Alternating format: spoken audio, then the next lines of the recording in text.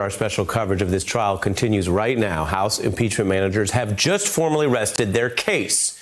Now, if yesterday was about the tape, the damning and clearly disturbing evidence of the MAGA insurrection, today, well, the managers made it about the ringleader, showing evidence that Donald Trump was in on the attack before, during, and after. Let me repeat that, because if you don't remember anything else from today, remember that.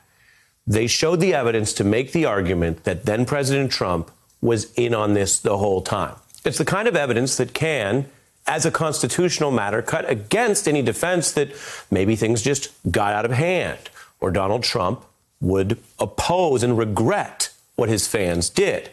Lead impeachment manager Jamie Raskin capping the dramatic day with an appeal for facts and common sense. I've talked a lot about common sense in this trial because I believe that's all you need to arrive at the right answer here. Let's not get caught up in a lot of outlandish lawyers' theories here.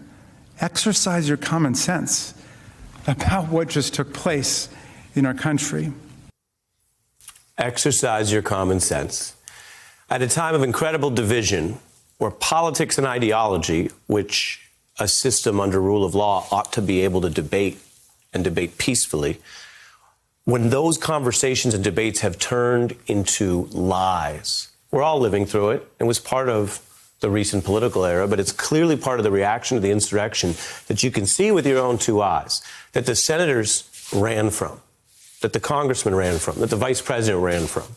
We've been covering this, and I, just as an observer and a reporter, I thought it was so striking that this lead manager, Raskin, ended by reminding everyone it's not about some arcane legal theory, which we may hear about tomorrow, and we'll cover it, of course, but it's not about whether people can find words and exceptions and clauses in the Constitution to debate whether or not this is the exact right calendar point to hold the trial.